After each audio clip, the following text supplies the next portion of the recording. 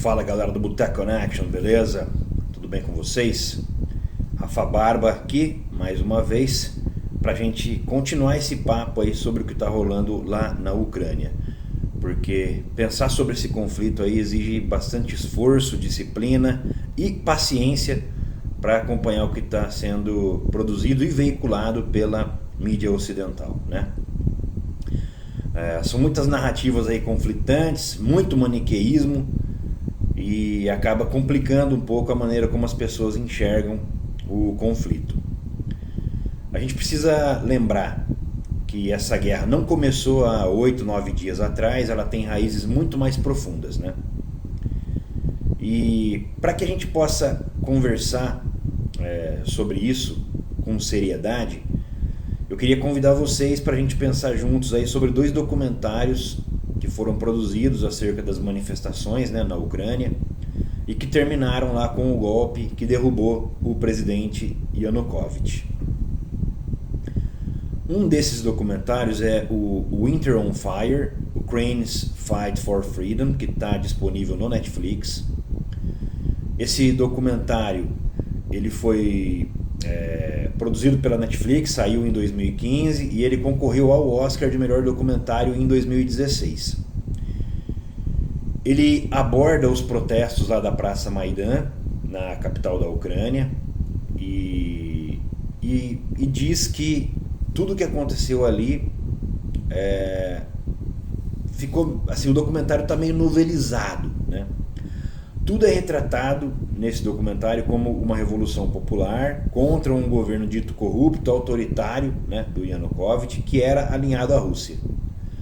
Segundo essa versão, né, esse documentário, o presidente havia recusado um acordo comercial com a União Europeia, ainda que essa fosse a vontade da maioria da população da Ucrânia, o que na verdade também é bastante questionável, tá?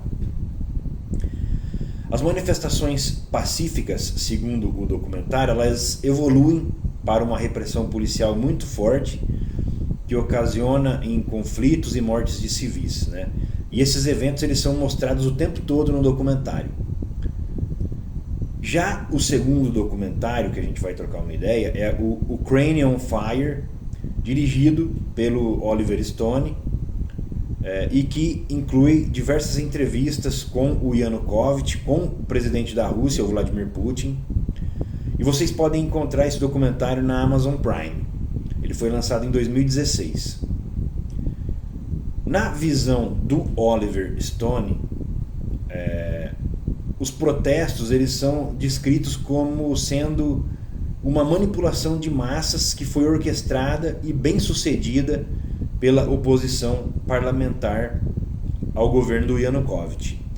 Segundo o documentário, grupos nacionalistas de extrema direita, ONGs e o Departamento de Estado dos Estados Unidos estavam fortemente envolvidos nesses processos. E qual que era o objetivo dessa galera toda?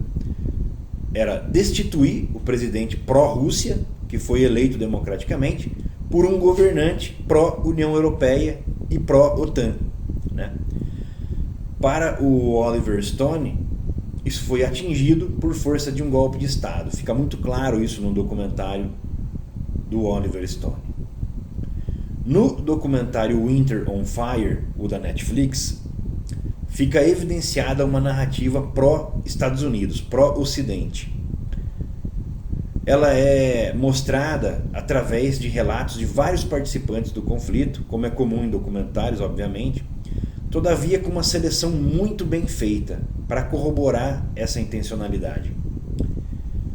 Além do mais, existe um recorte de classe que é perceptível no documentário, pois os ouvidos são estudantes universitários, médicos, advogados e militares reformados. E uma das pessoas proeminentes é a arquiteta Anna Levitanskaja, que narra a participação dela na Marcha dos Milhões em direção à Praça Maidan, no início dos protestos. Essa arquiteta, ela fala que haviam pessoas com carrinho de bebê, deficientes físicos, Ou seja, uma narrativa bastante emocional para dar legitimidade à fala dela e criar a emoção necessária para que as pessoas concordem com essa narrativa que o documentário propõe. Em suma, esse documentário ele tenta mostrar as pessoas envolvidas nessa revolução, dizendo que eram comuns trabalhadores, pessoas boas e bem intencionadas. Todavia, o documentário ele não revela que entre essas pessoas existiam grupos de extrema direita, né? Nazi-fascista, portanto, no comando dessas ações, né? Já no documentário do Oliver Stone fica claro que haviam grupos de extrema direita que colaboraram, né, portanto, ativamente com os protestos, e eles eram ligados aos nazistas. E o documentário mostra que essas células de hoje eram ligadas aos nazistas, ou seja, existe uma reminiscência, né? Um dos grupos tinha o nacionalista Stefan Bandeira como símbolo, um cara que era antissemita, que era anticomunista e que ficou muito conhecido pela perseguição e pelo massacre de inúmeros civis judeus e poloneses.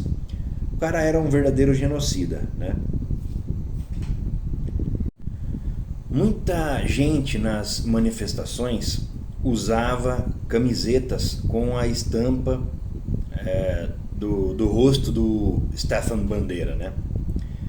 E além da camiseta, outro símbolo que apareceu muitas vezes entre os manifestantes da Praça Maidan era o da organização do Bandeira, a espada com asas laterais, com uma bandeira preta e vermelha de fundo.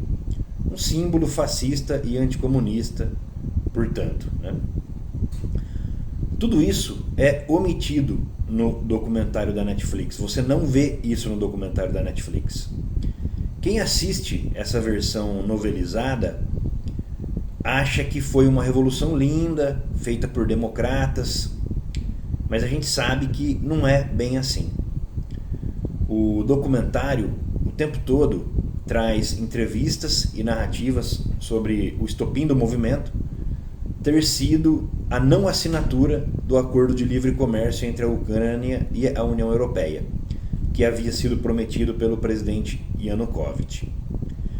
Nesse sentido, né, o documentário da Netflix ele apela para um sentimentalismo e para um discurso fácil, que é típico da direita, inclusive da direita brasileira. Fica explícita nessa narrativa de que o Yanukovych ele não assinou o acordo por conta do seu alinhamento com a Rússia, e só por isso. Mas a gente sabe que não é só isso. A gente precisa lembrar, precisa sempre ponderar que existem outros fatores nessa equação, como, por exemplo, quais os motivos reais, quais os benefícios reais para o povo ucraniano numa eventual entrada para a União Europeia. Essa é uma pergunta que o documentário não faz. Qual a porcentagem de ucranianos, né, apoiando essa medida? Teve uma pesquisa, um plebiscito, teve algo do tipo para a gente ter esses números, né?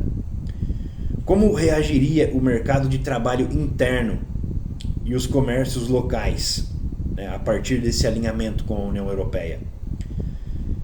Quais as perdas e consequências comerciais e diplomáticas a Ucrânia teria com a Rússia se ela aderisse ao livre comércio com a União Europeia? Tudo isso fica omitido no documentário. Nada disso é abordado. E o alinhamento com a União Europeia fica parecendo ser uma alternativa milagrosa para a Ucrânia. Outro aspecto bastante abordado fala de protestos como manifestações espontâneas e apartidárias. Mesma coisa que aconteceu no Brasil também em 2013. Todo mundo lembra disso, né? Entretanto, gente, o sentimento de antipolítica não se mantém até o fim, né? Portanto, a gente pode ver bandeiras dos partidos do Svoboda, do Pravi Sector e da Reunião Nacional Ucraniana em vários momentos.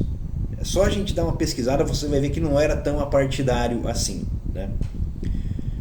No documento Ukraine on Fire, do Oliver Stone, a gente vê o envolvimento nítido de políticos e representantes americanos nos protestos, entre eles o John McCain e o Chris Murphy.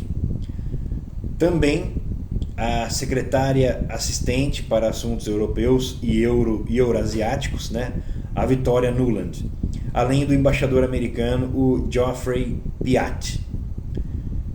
Winter on Fire, da Netflix, quer que o espectador acredite que os manifestantes organizaram os protestos de forma orgânica, de forma espontânea. Não mostra que de forma alguma haviam grupos por trás desse processo, que não teria ocorrido, que tudo teria ocorrido sem liderança, sem treinamento e sem financiamento, ou seja, sem dinheiro, né? Mas afinal de contas, quem financiou a infraestrutura dos protestos lá da Praça Maidan? Quem treinou o tal do Exército Popular e construiu as barricadas? Quem sustentou economicamente as pessoas para ocupar a praça durante os 90 dias de protesto? São vários questionamentos aí, pessoal. Quem estava por trás ali do Sergei Koba quando ele ameaçou o Yanukovych naquela fala que ficou muito famosa ali na Praça Maidan? Enfim, o documentário apresenta o fim da novelinha ali como se existisse um final feliz. Esse final feliz é a fuga do Yanukovych para a Rússia e a jornada dos heróis ucranianos até a vitória triunfal ali. Existe um maniqueísmo em toda a sua verve presente no documentário. E eu acho isso extremamente lamentável. Enfim, gente, assistam os documentários, comentem aí o que vocês acharam desse conteúdo, deixem um like, sigam aí o Boteco Connection, continuem acompanhando a crise na Ucrânia. Tem um outro documentário também muito bom, disponível no YouTube, particionado, que é o Roses Have Thorns, tá? Eu acho que vocês precisam cada vez mais se informar, precisam cada vez mais estar preparados para o debate, porque está rolando muita coisa na internet, muito debate na internet, muita desinformação. E eu acho muito interessante que a nossa militância esteja preparada para trazer argumentos, para trazer uma espécie de contranarrativa, porque a hegemonia da mídia ocidental é muito forte. E para isso eu indico para vocês aí também que assistam os canais do Rogério Anitablian, que procura fazer uma visão sempre mais isenta do que está acontecendo. Também assistam o canal do meu camarada Eduardo Lima, Anti-Imperialismo, está fazendo um trabalho também excepcional, fazendo várias lives, trazendo muito conteúdo de fontes russas, de fontes que não são da mídia hegemônica, né? Então acho que a gente tem que formar uma opinião, formar uma corrente, para que a gente possa estar preparado para os debates, preparado para enfrentar essa narrativa que procura demonizar a Rússia e transformar a União Europeia, transformar a Ucrânia numa vítima, para que todos fiquemos contrários a um possível alinhamento, uma possível reconfiguração da geopolítica internacional, tendo a Rússia e a China como players que antagonizam com os países ocidentais. Países ocidentais, me refiro à União Europeia e Estados Unidos, tá? Não inclua o Brasil, nós estamos na periferia do capitalismo. Então sempre que a Rússia fala vamos combater os países ocidentais, não fique com medo, que a Rússia não tem nada contra o Brasil. Inclusive o Brasil tem boas relações com a Rússia, sempre teve. Então entenda países ocidentais como a União Europeia, os países da OTAN, né, e os Estados Unidos. Então é isso, galera. Agradeço muito aí, compartilhem esse conteúdo, deixa o like pra gente aí, vamos fortalecer e espero que o Boteco Connection possa chegar aí aos mil inscritos aí o mais rápido possível, tá bom? Agradeço demais, um abraço a todos e até a próxima.